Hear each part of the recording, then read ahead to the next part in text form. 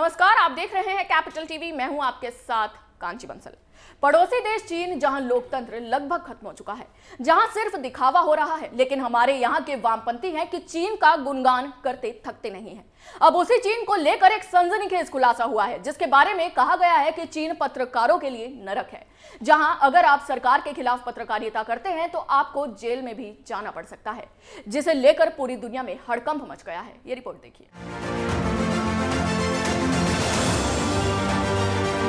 अंतर्राष्ट्रीय गैर लाभकारी संगठन रिपोर्टर्स विदाउट बॉर्डर्स ने अपनी एक रिपोर्ट में चीन को सबसे ज्यादा पत्रकारों को कैद में रखने वाला देश बताया है। रिपोर्ट में कहा गया है कि कम से कम 127 पत्रकारों को चीन ने हिरासत में रखा है। सत्तारूढ़ चीनी कम्युनिस्ट पार्टी द्वारा संवेदनशील माने गए मुद्दों की रिपोर्टिंग और पब्लिशिंग करने के आरोप में पत्रकारों को हिरासत में रखा है। रिपोर्टर्स विदाउट बॉर्डर्स के मुताबिक इन पत्रकारों में पेशेवर और गैर पेशेवर मीडियाकर्मी भी शामिल हैं। आरएसएफ के अनुसार इनमें से आधे से ज्यादा मीडियाकर्मी में 21 उइगर पत्रकार शामिल हैं।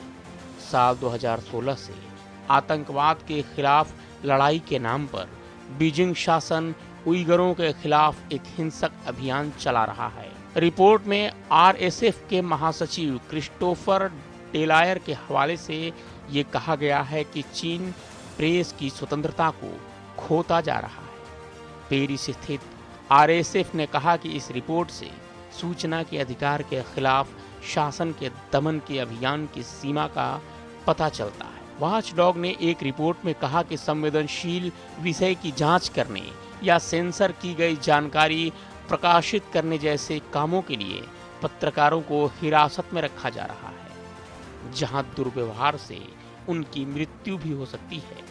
आरएसएफ की रिपोर्ट में यह भी खुलासा हुआ है कि कैसे पत्रकारों को चीनी राष्ट्रपति शी जिनपिंग का मुखपत्र बनने के लिए मजबूर किया जा रहा है। रिपोर्ट के मुताबिक अपने प्रेस कार्ड प्राप्त करने के रिन्यू करने के लिए पत्रकारों को जल्द ही 90 घंटे के वार्षिक प्रशिक्षण से गुजरना पड़ सकता है, जो आंशिक रूप से ही शी जिनपिंग के विचारों पर केंद्रित होगा।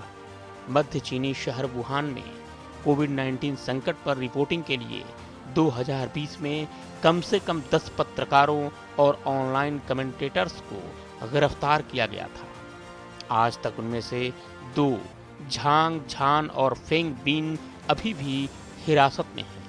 चीनी पत्रकारों के लिए स्थिति और भी खराब है। रिपोर्ट में अक्टूबर 2019 में पेश किए गए एक फैसले का भी जिक्र किया गया है कि सभी चीनी पत्रकारों को study she strength the country नाम की एक स्मार्टफोन ऐप का इस्तेमाल करना चाहिए, जो पर्सनल डाटा के कलेक्शन को इनेबल करता है।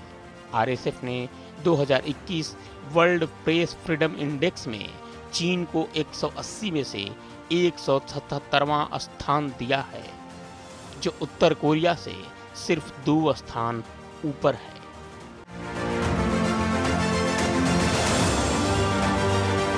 सवाल ये है कि क्या भारतीय पत्रकारिता को गोदी मीडिया और गुलाम मीडिया कहने वाले वामपंथी अब कुछ बोलेंगे? क्या अब भी अपना मुंह खोलेंगे, या उसी माओ और शी जिनपिंग की तस्वीर अपने कार्यालय में लगाएंगे, जहां मीडिया को सीधे मौत का रास्ता दिखाया जाता है, जहां तानाशाही अपने चरम पर है, जिसकी पूरी दुनिया भत्सड़ना कर चुकी है। यहां तक कि यूएनओ भी इस पर चिंता जता चुका है कि चीन में उइगर मुस्लिम और गरीब जनता की कोई कद्र नहीं है। मानवाधिकार का हनन सबसे ज्यादा चीन में होता है, और इस पर बोलने के लिए वामपंथियों के पास शब्द ही नहीं होते हैं। अभी के लिए बस इतना ही। देखते रहिए कैपिटल टीवी। जय हिंद।